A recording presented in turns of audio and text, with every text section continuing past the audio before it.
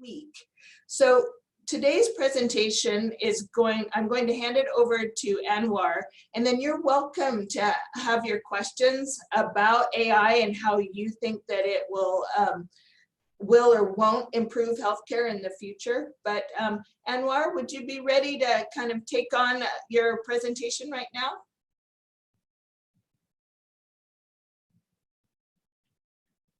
Yes, I hope everyone can see the slides.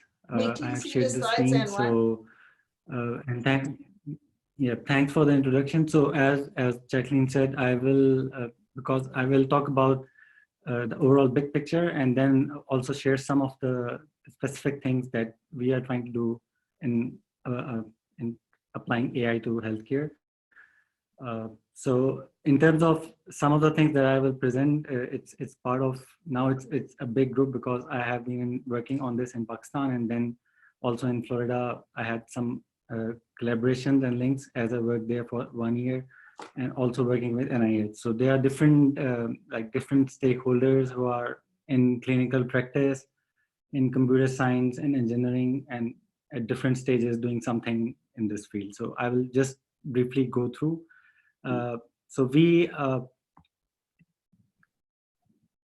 This is the kind of thing that we hear these days, that artificial intelligence is beating doctors at diagnosing diseases. It's a thing that has been coming up for the last couple of years. I put this statement here to talk about it because it's always about some specific things. So maybe a specific set of data like breast cancer, brain tumor, where we see these statements. So important thing here is diagnosis is still a very big thing, and it can incorporate a lot of different kind of data, saying up to a patient that you have tumor or something like that is a very big thing. And just by looking at a couple of MRIs or a train network can be dangerous. So it's still, although we see this, but it's still on a certain collection of data. So we have to be careful about this. But the very important point that we see as data scientists or computer scientists is that in healthcare industry, this is a stat from 2019. The amount of data that is generated is increasing by 48%. And this number, 48%, is expected to grow as we go into the next years, because the amount of data is always increasing from different sources. So obviously, this puts a lot of burden on the people who are looking at this data. So for example, the radiologists that we work with, they are always, they have the amount of readings that they have to do is always much more than, right now, is much more than what they can do. And in different scenarios, like maybe in US, in Pakistan, the amount of expertise that people have and the amount of time that they have. So there's a mismatch in terms of data and what is being done. So this is these are some predictions from World Economic Forum. And these are, again, all latest, predicting what's going to happen in 2030. So in these 3 points, there are 3 important things that we look at. So the first point, by 2030, AI can access data from multiple streams and aid in treatment. So the important thing here is that it's talking about data coming from different streams. So it could be what a doctor, when they meet a patient, how they take the notes, or like different question answer things. So text-based information, MRI scans, anything that comes from radiology, different lab tests. So it's a kind of, technically speaking, it's a kind of multimodal data. So, and every data has different dimensions and representations. And this is one of the challenges that we also try to solve right now. For example, you can have data from text, you can have data in numbers, like maybe you have an ECG which just represents a random collection of numbers.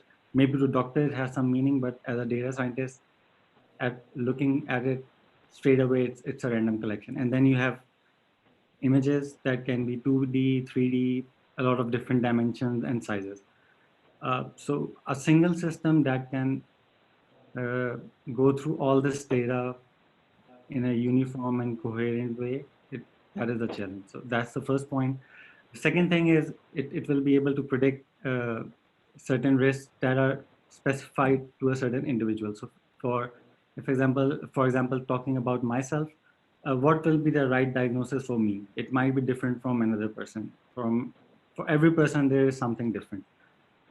So we talk about personalized and precision medicine. So how we can train these models that just don't see certain images and give you that it's a tumor, how it will be able to predict something specific for a certain person.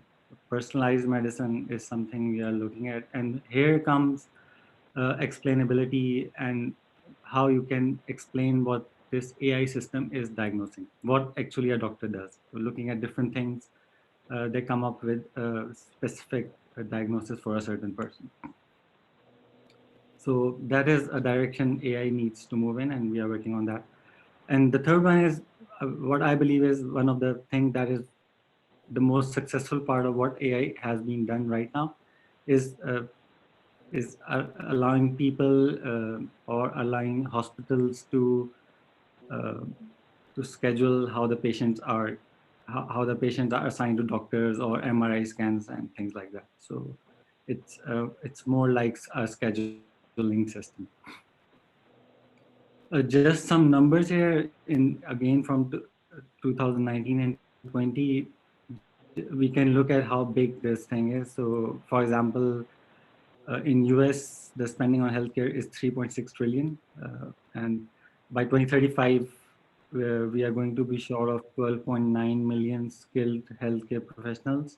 So if we hear these terms that, or if sometimes we hear from doctors that they might lose jobs to these AI-based systems, this is a very good representation that we are already short of these people. So they are not going to lose any job. They actually have to rely on this AI. So just a few numbers to put it in perspective. And I found this interesting observation is from Philips Singapore, and they did this survey. And very interesting thing is that already 55% of the healthcare professionals, they are somehow using AI in their system. So it could be the hospital system that uh, does appointments, or some Philips or different machines that work to do radiology, sort of pre-processing of the images that they do once they generate an image. And on an average for the 15 countries that they study, it's 46%. So that is a positive aspect. And the percentage of healthcare professionals who thought that who are fearing in terms of job security, the numbers are quite low. So at this point in 2019, it's a very recent survey, so we can see a, a shift in trend of these healthcare professionals going towards AI, which if from my experience working in this field for the last 4 or 5 years, I think maybe 2017, 18, these numbers would be much higher in terms of job fair. So based on this overall picture, I just want to share some of the things that I do. So one of the main problem that I would like to talk about here is as I said, we are talking about data coming from multiple streams.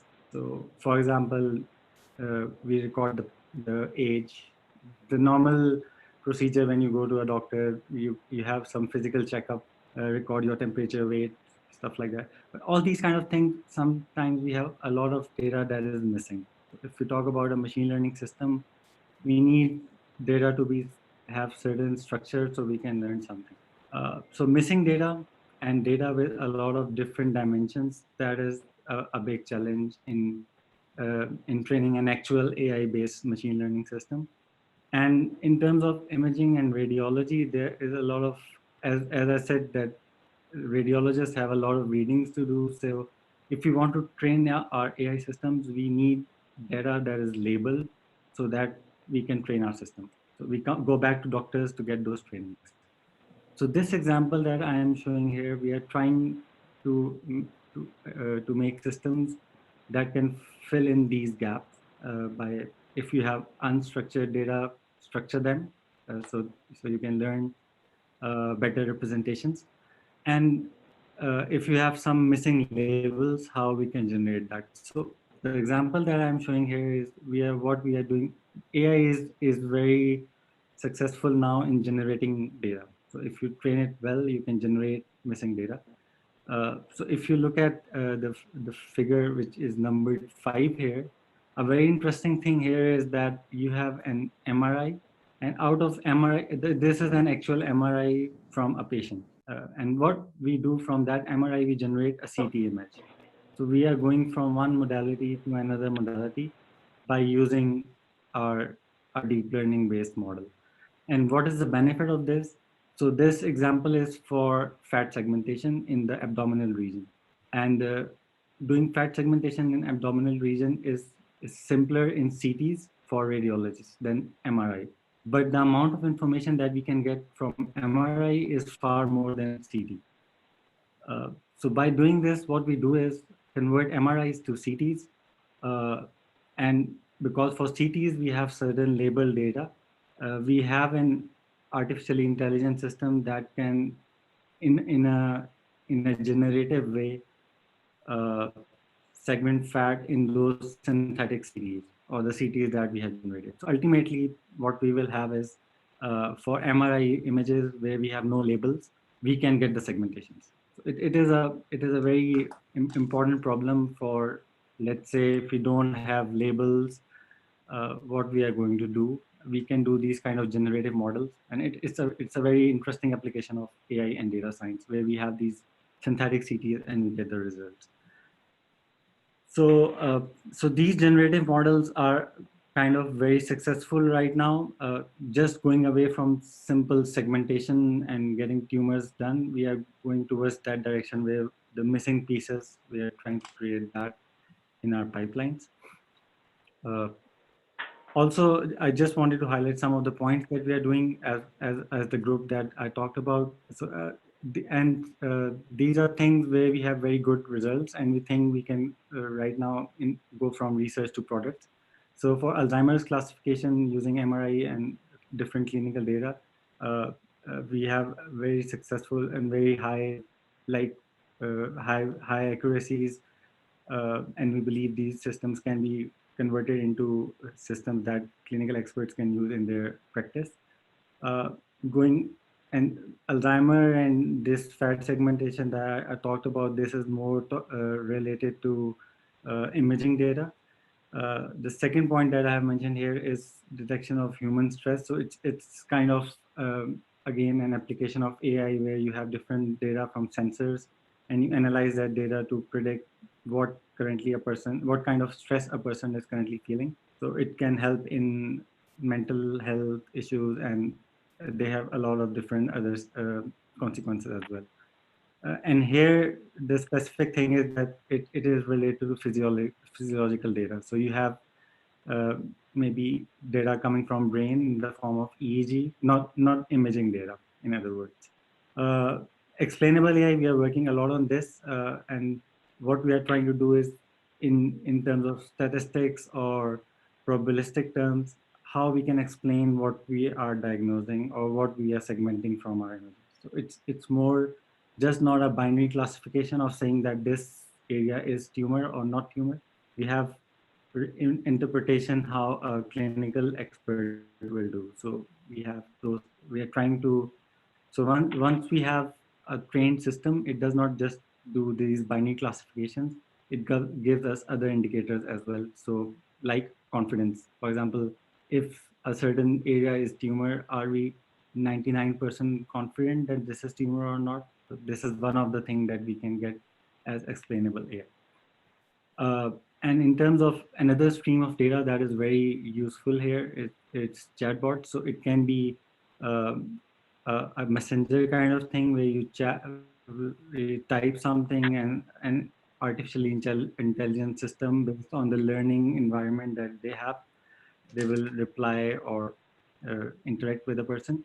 Or it can be a line or a call where a chatbot will talk. We have these type of calls all the time where some computer is talking to us. So this can go towards social services where people want to interact with a system in a secure environment, and these AI-based systems can, because they can learn these things, they can in a secure environment interact, and maybe whatever the problem is, they can solve or interact with the person who is interested in that service. So this is, I will stop here, and I will, if you have, anyone has any questions or points, we can discuss. Yeah, what I really like, thank you, Anwar. What I really like is you've really given us a broad scope. I can see that AI can be used in a variety of different ways. I have tons of questions, but I'm going to open it up for people online. Is there anybody online who would like to ask a question? This is Kai. I've got a couple. Okay, yes, please, Kai, and then we'll have Andrea.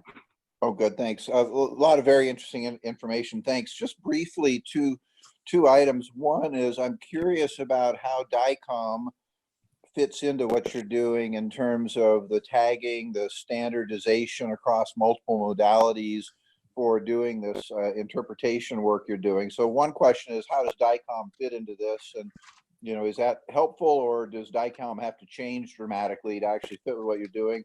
And then the second question is, to me, this would be exciting as a way of building a personal health record management system so that I could incorporate stuff from across multiple doctors and feed my own information into this system. Are you looking at this as a tool for the clinician to use to improve their work? Or is there a way for us as the patients and people to put our information in to be able to get a better longitudinal look at the data that we've accumulated over our health records to be able to see what's going on and maybe find things that our doctors are missing? Thanks. Yep. These are interesting questions. So the first one, DICOM, a lot of the gap, although DICOM needs to maybe improve as I work on them. But the thing that computer science is doing a lot of, like, for example, the type of libraries that are now available in Python, not available 3 or 4 years back, they solve a lot of problems. So we have very good routines that just read data from either DICOM format or one of the format that is now more common in radiology is NE or not. So it's easier just to load the data into something that is NumPy array, technically speaking, and then we have those numbers and we can do whatever we like to do that with that.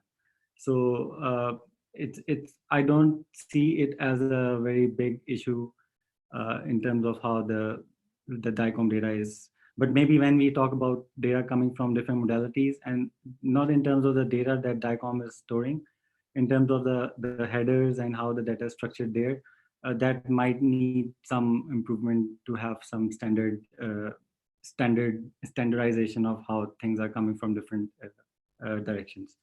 The other thing, it's a very interesting thing, and we have been working on this.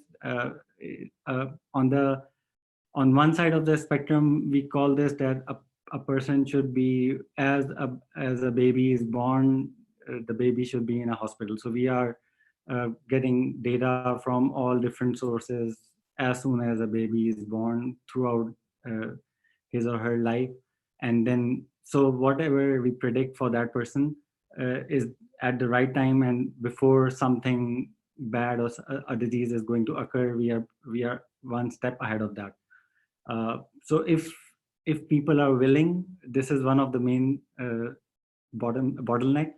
If people are willing to share their data, maybe through their mobile phones as at different stages on daily basis or monthly basis, something like that, it will obviously aid the AI systems. So it's at that point in time, if we have a lot of people who are happy to share their data through all these things that we have all the times with us, we will be in a better position to train these systems. Anwar, this is Charlie. We have a system where we'll have patients going into a self-service cabin, and we have them pre-register before they go in and indicate as much information as they can as to why they're there and what their personal symptoms are. And what I'm looking for is an AI package that could assist the medical person who's remote in this telehealth application to give them a better idea as to where they may want to fish and probe as to what the cause of those symptoms are for the patient, and speed up the triage and the assessment so we don't use as much medical time and dollars doing the diagnosis. Is there something you're doing that would help us in that regard? Definitely, what kind of data you collect from this self-service system? Is it are these surveys web-based or app-based? What kind of data? It could be app-based, or it could be a check-in terminal, touch screen, where they would provide their whatever they understand on their symptoms, whether it's pain, whether it's congestion, where those conditions may be in the body, and anything else we could ask them. Yep. So what I would say right now, this is I have some work where in research we did this thing for a specific disease, that is heart diseases. So we targeted a couple of heart-based diseases and try to predict for those patients what they should be doing in terms of their lifestyle. So just a simple recommendation system. So we can build on that. We have, depending upon the data, if you, what I would say is, because this can become very complicated depending upon how much information you are going to use. So if you try to just do a prediction of or matching the right doctor or the right kind of, based on the symptoms that they're doing, this kind of prediction can be done.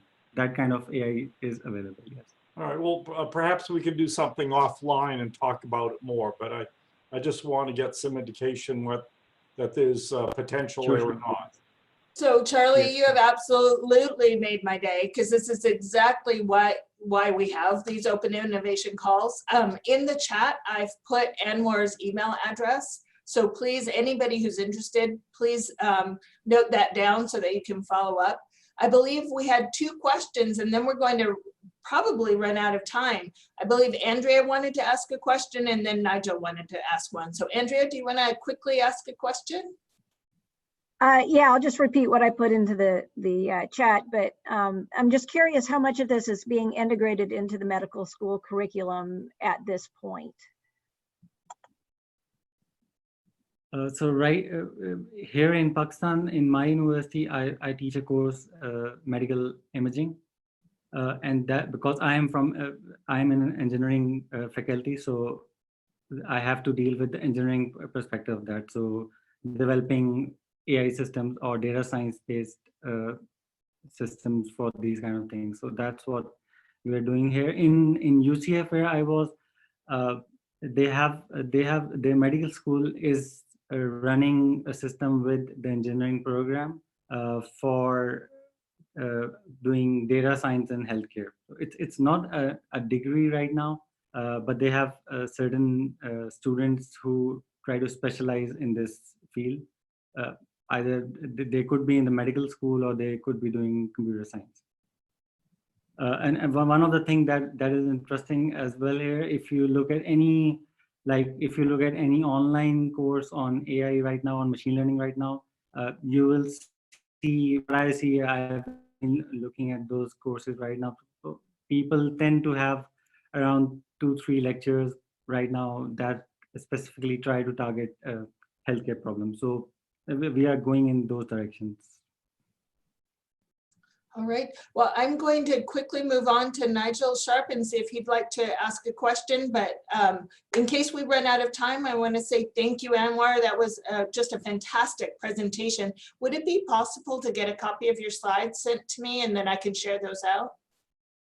Yeah, I will share it with you and also put my contact details. And anyone who wants, if you want to share with your people and they want to Awesome. contact, Thank you so I will much. be happy Nigel, to do you do. want to take us out with your question? Sure. Well, I've got a huge question for you, Anwar, so I don't think we're going to get it resolved, but I think I'll there anyway.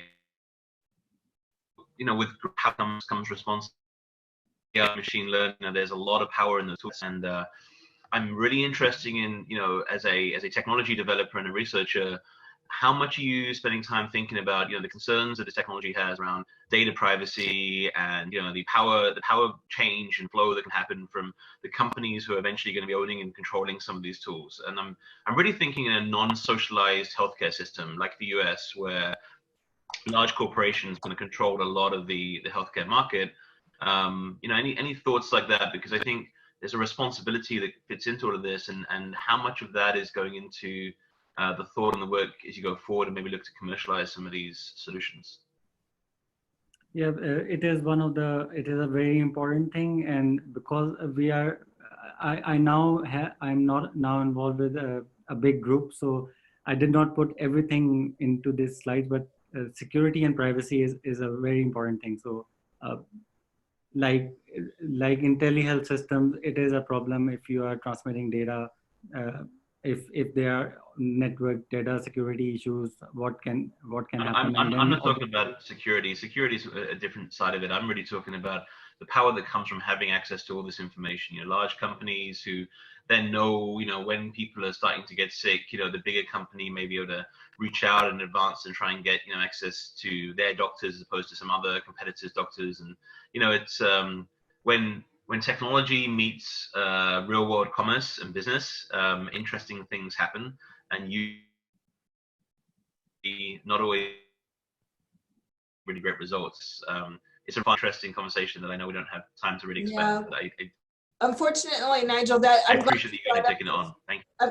I'm glad you brought up those points, but we have pretty much run out of time. So maybe Nigel, you and Anwar can continue that a little bit offline. But Anwar, thank you again. That was an awesome presentation, and it was a joy to meet you in November, and I wish you great success. If there's anything that we at HealthTie can do for you to advance or help you, we would love to do that. I hope to stay in touch, and anyone, I'm happy to talk to anyone who is interested later on because we are running out of time here. So I will share the slides and all my contact details. So whenever we can fit up and talk again. Well, thank you very much. And thank you, community. This has been awesome. So thank you very much. And I'll see you all in 2 weeks when we have Etta Epidermis speak to us, and we'll be presenting from the Juno Innovation Summit.